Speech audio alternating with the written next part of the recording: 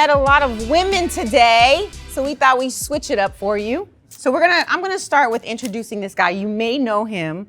He played 11 years in the league, and then he went on to take the media world by storm. He worked for Good Morning Football, and he worked for NFL Today, and now he's moved on to CBS Mornings.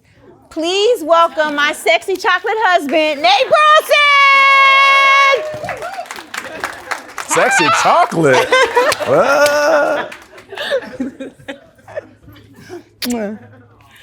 All right, and this other man, he played 10 years, went from 0-16 to winning the Super Bowl. He did a little bit of media, and now he's this, big real estate developer. Gosh. Mogul. Mogul, okay. Please welcome my husband, Cliff Avril. I don't like that intro. You don't like that intro? I didn't like that intro. You know what it was? It was She was confused. She was confused. I didn't like the intro. You didn't get no sexy chocolate. You're right. My bad.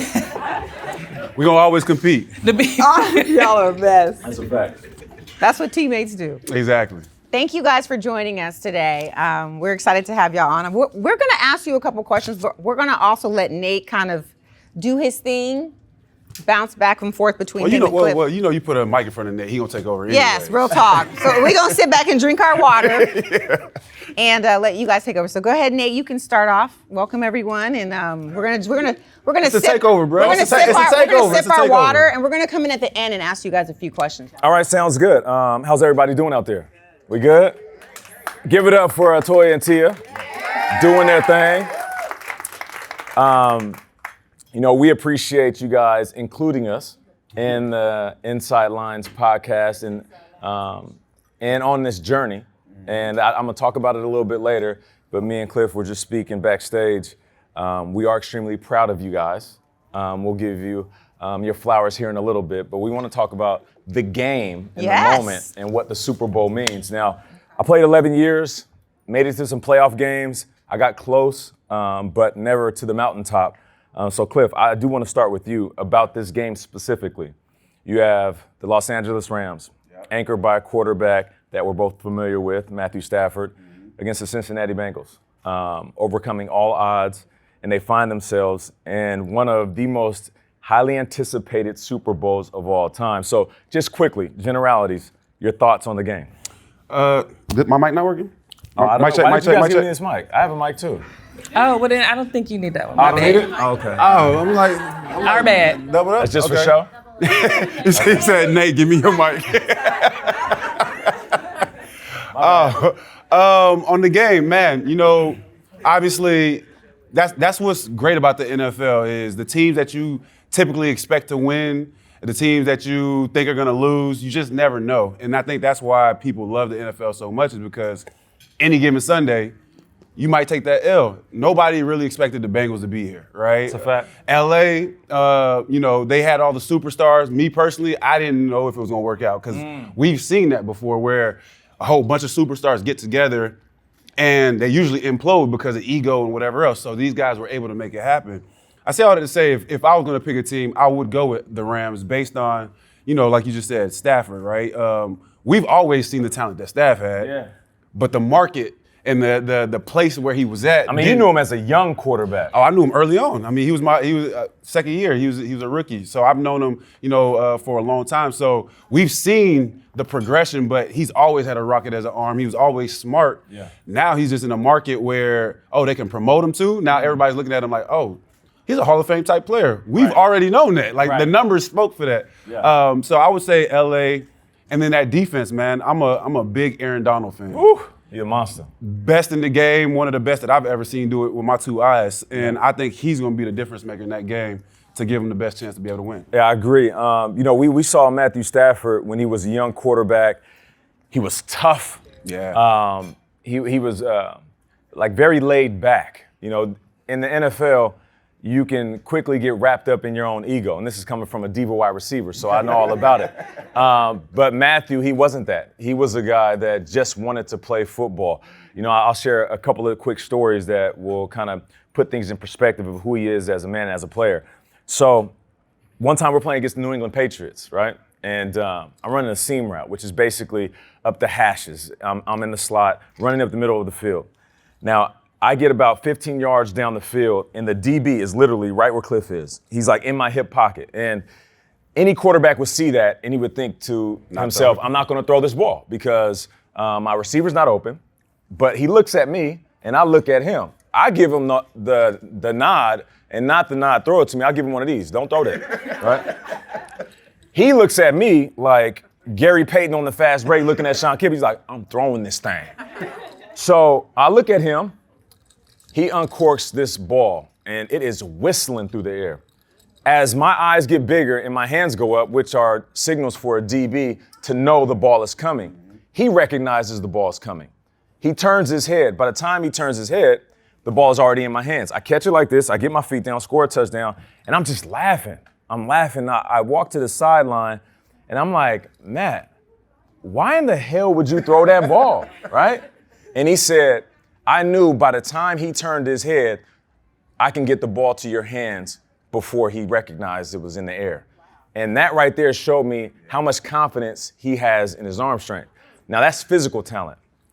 This next story is one of the reasons why I love Matthew Stafford, and it speaks to having this collection of superstars and Avengers on your team, but having a quarterback that can anchor everybody because his spirit is based in football. So, as you guys can tell, I like to talk a little bit, right? Right. Yeah, it's my first drink though. Oh, okay. I think I'm still buzzing from last night. So, I was the poet on the team. You know, if we needed to get going at practice, they look at me.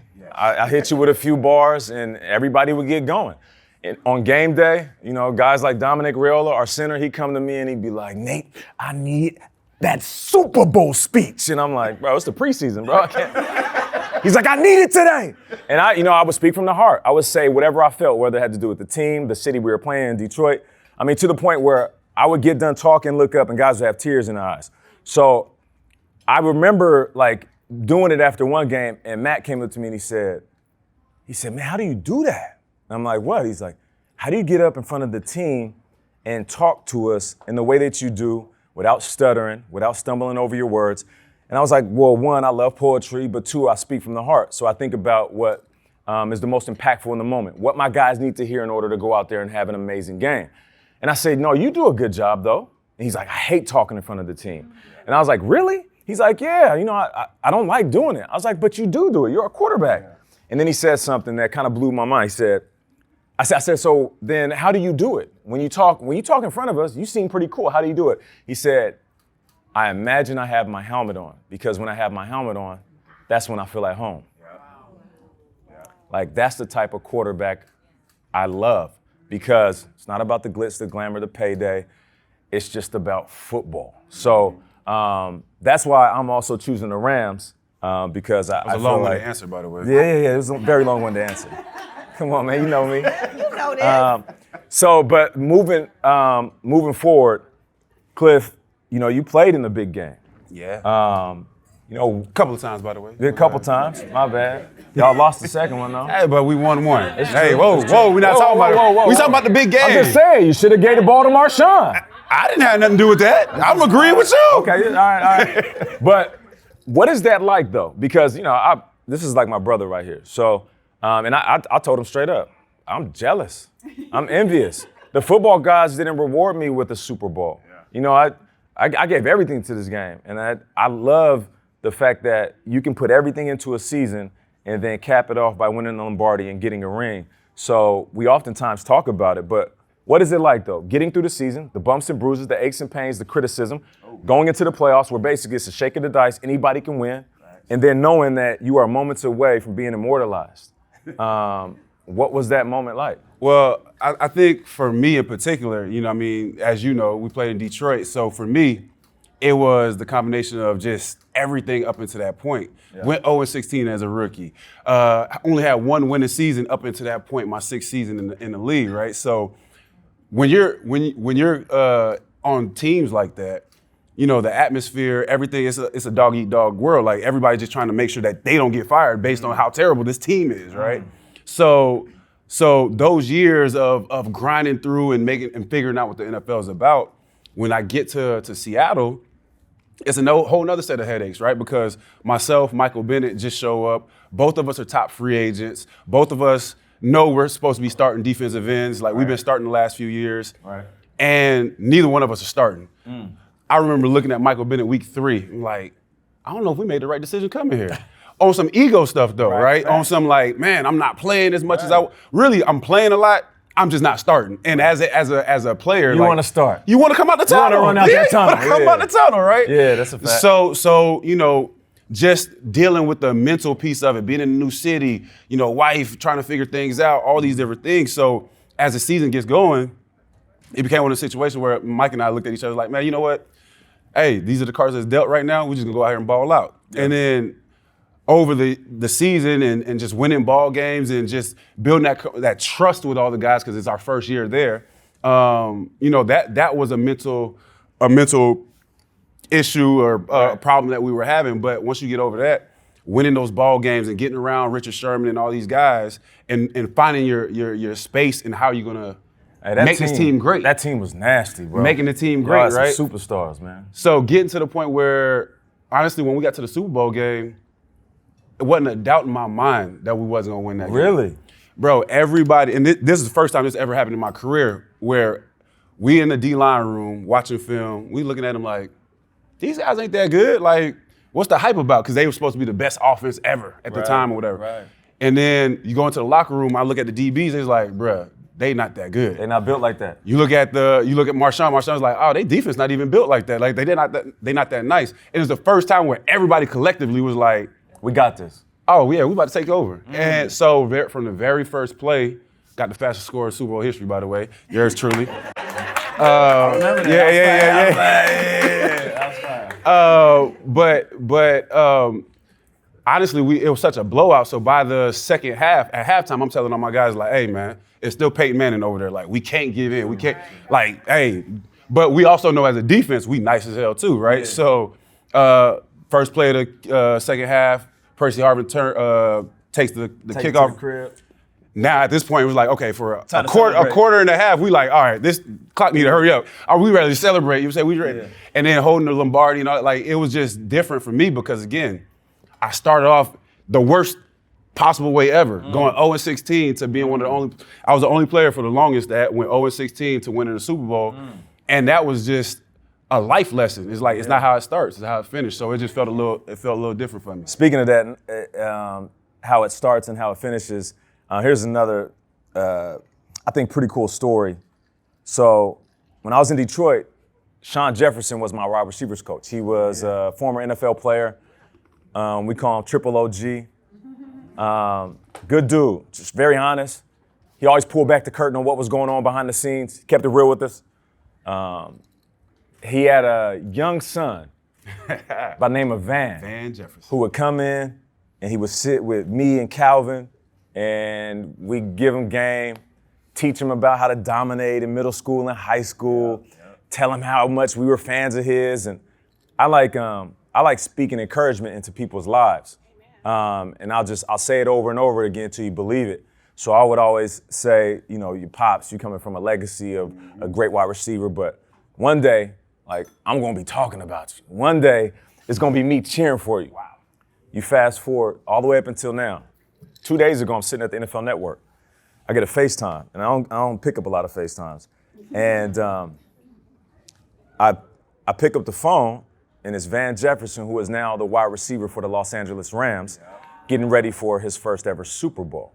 Wow. He's on his way in the bus. They were headed to the hotel, and I'm like, well, what's up, Van? And he said, hey, Nate, I just wanted to call you and tell you how much I appreciate you, tell you how much I look back at some of those days I spent with you and Calvin, and you know, I look up to you in so many ways, so I wanted to know if there was any advice you can give me before I head into this big game.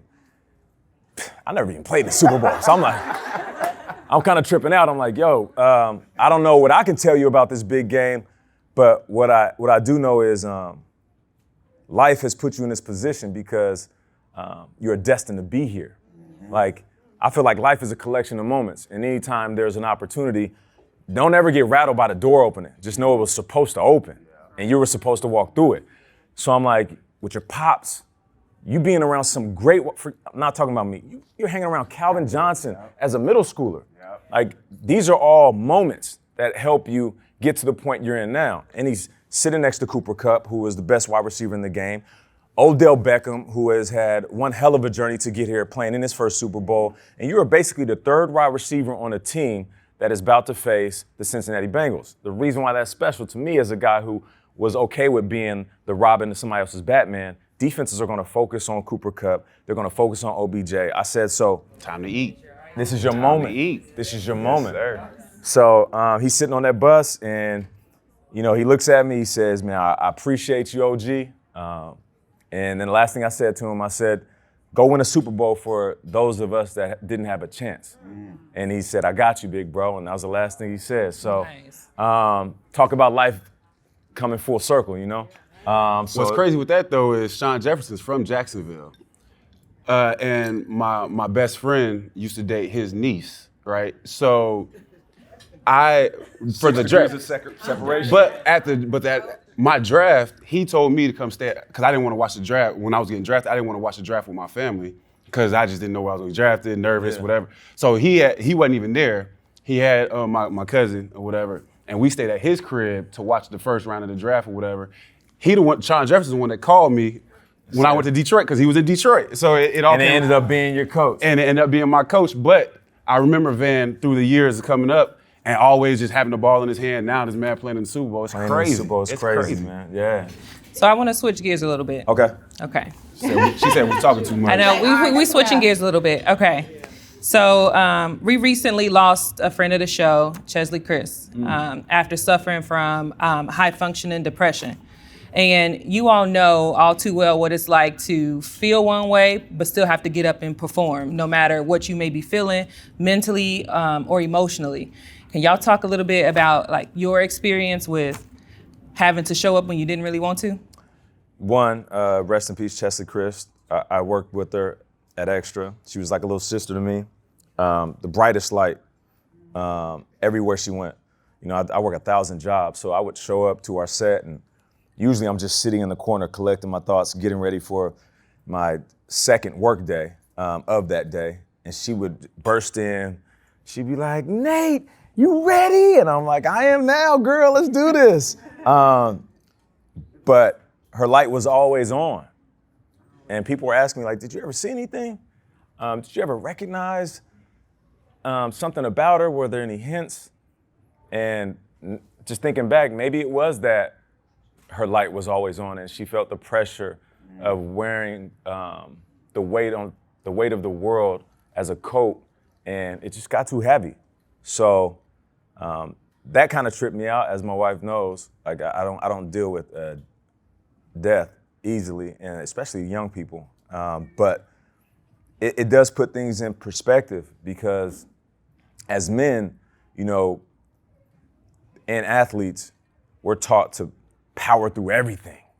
Like, an injury for us isn't an injury for the average dude. No. We can have the same ankle sprain. The guy working in a cubicle downtown will take 6 weeks to heal. For us, the doctors are lying to us and saying, we can get you back in 2 or 3. And because we want to get back on the field, and we're foolish enough to feel like we have superpowers, we rush back. The same thing happens for our mental health. We get exhausted, we get tired, we get depressed, and we don't say anything, because eventually we'll heal. We'll get over it. I'll get back on the field and get back on that hamster wheel and get to moving again. I think recently, with athletes speaking out about their mental health, we had a football player this year who sat out a few games, Naomi Osaka, Simone Biles, the list goes on and on and on, where athletes are finally stepping up and saying, okay, regardless of how much you think I'm making or the stage that I'm on, I'm exhausted. And if I don't say anything and take a break and check on myself, then it's not only gonna be bad for me, it's gonna be bad for my team. I heard somebody say something about mental health, and they compared it to the masks that drop in a plane when there's turbulence. And he said, they always tell you, put your mask on first before you assist the younger person next to you. And he said the same thing with your mental health. You have to check on yourself first for everybody else around you to be safe. So at 40 years old, I'm coming to this realization. I didn't think about mental health in my 20s, early 30s, and I'm still learning about myself. You know, it's very fluid. But I am proud that athletes are shedding their ego and all that bravado and saying, you know what, it's okay to not be okay. It's okay to be weak, which in sports, we don't talk about weakness. Right. Yeah. It's the one thing we hate talking about. But it's okay to recognize your weakness, because if you recognize it, just like in the weight room, You can fix it. you can fix it and work on it. So that's where I'm at when it comes to mental health. Oh, there's still time for me? No. I mean, especially in the NFL where it's a dog-eat-dog world, you talk about, having to work through injuries. I mean, I think about all the injuries that I had to play through that, looking at it as a 35-year-old is like, dang, that was stupid. And I'm paying for it now, you know how I feel. But, it is okay to understand that, you might feel a certain way sometimes and being able to deal with those. But the way the NFL is structured, and it's only 16 games, it's only 17 weeks. Hey, you only got so many games to miss before you're irrelevant, right? So you have to deal with those things to just keep your job. But it ends up biting us on the back end because of how it's structured, because it's either you're gonna be out of the league soon or you gotta just deal with these things later or whatnot. And I think having to find that balance is key. But the fact that guys are talking about it now, guys are okay talking about it now, because it was definitely something like, taboo. I'm just dealing with it myself. Like I don't wanna look weak because we supposed to be these macho men, but at the end of the day, we still human beings. And I think that was key. Guys are starting to talk about it, people, coaches, organizations are starting to understand, actually have some grace and understanding with it. So I think with that comes some different solutions and resolutions as well. That's good. So everyone has listened to our podcast and they know the things that we talk about you guys, about in the NFL, everything in general. What's one thing you guys want to tell the audience about us? Ooh. There we go. You go first. Nah. I'm gonna let you go first. Ooh, don't do that. All right, shoot. No, you go first, because I can piggyback. Listen to this. Somebody go. All right, so I need to think. you guys are open books, so I feel like your audience knows a lot about you. So I'm gonna take a different approach to answering this question. There we go. Buy you more time. That's why you went first. Buy you more time, huh? Yeah. So when I met Toya, I was 17. Well, when I saw her for the first time, I was 17. And then I met her when I was 18. She was 21, you know what I'm saying? Yeah, Old head, cougar, you She'll feel take me? care of me while I'm in You feel school. me? Yeah, I feel Yeah, you know what I mean? Buy me video games, give me candy. Yeah. She trapped me, you know what I mean? She got you. She knew how to get you. She got you. Nah, I'm joking, but what I realized though, and I think Cliff could speak to this because we have talked about this, we meet these incredible women that are intelligent, gorgeous, of course, motivated, talented as ever. And then out of nowhere, we have these careers that we didn't even anticipate having. Like, we wanted to be in the league, but nobody really thinks they're gonna make it, 9, 10, 11 years in the NFL. And we're chasing the money, chasing the fame, chasing the praise. We're chasing this like small window of time where we can set up the rest of our lives. And we become like horses running around a track, blinders on, which means we don't see what our wives are dealing with, our family members. And then you look up and you realize she literally put her whole life on the shelf and just left it there so you can chase your dream. And not only that, support you and motivate you. Be your doctor, your therapist, your confidant, your lover, your friend. At what stage did you realize that though? When I retired. Yeah. When I retired. Yep. Real talk. And I'm being honest. And then you look up and you're like, oh, let me grab your life off the shelf and let me dust this thing off. Thanks, honey. Woo! No. I didn't know it was dusty, y'all. Woo! We learned it today. No, what I'm saying is, in the analogy of what I'm saying is, it sat on the shelf and collected dust, and I didn't know it was there until I realized. Not only I realized like the sacrifice you have made, but then also like how much work it's going to take to polish that up again and say, go live your life. And not only that, let me support you in everything that you do. Let me be what you were to me, but even more. We've talked about this. So I think to get people to understand who you two are, it was hard for you guys to do what you did, which is be our backbone when we desperately needed you on a daily basis. But we're so thankful for you. And that's why we're proud as hell of you right now. And like I've said to many people that I work with and my business partners, you're just getting started. I feel like I lived my life. I had a great time. The second half of my life is supporting the people I love and making sure their dreams are fulfilled. And to be honest, we got a lot of time to make up for. So we got y'all back. So that's all I got to say. I'm about glad that. that's on record. I'm glad that's on record. I'm not following that. That's for both of us. That was for both You of us. wanted me to go first, bro. That's for both of us. That's for both of us? Yeah, that's from both It's of us. like it's both of ours. Yeah, it's both of ours. Okay, all right. But no, but you didn't answer the question, is what they don't know about them. Answer it. You got Yeah, that. no, I know I'm probably not gonna answer it either, but I think it's been pretty cool to watch the journey, right? Because not only are y'all doing y'all thing, but it's also like y'all are getting out of your comfort zone. Yeah. You know what I'm saying? Like, that's hard. Most people aren't willing to push those boundaries. Most people want to be comfortable as much as possible, but to see y'all, I know my wife in particular, like, be a Don't full say too blown. much. Yeah, okay. Don't say too much.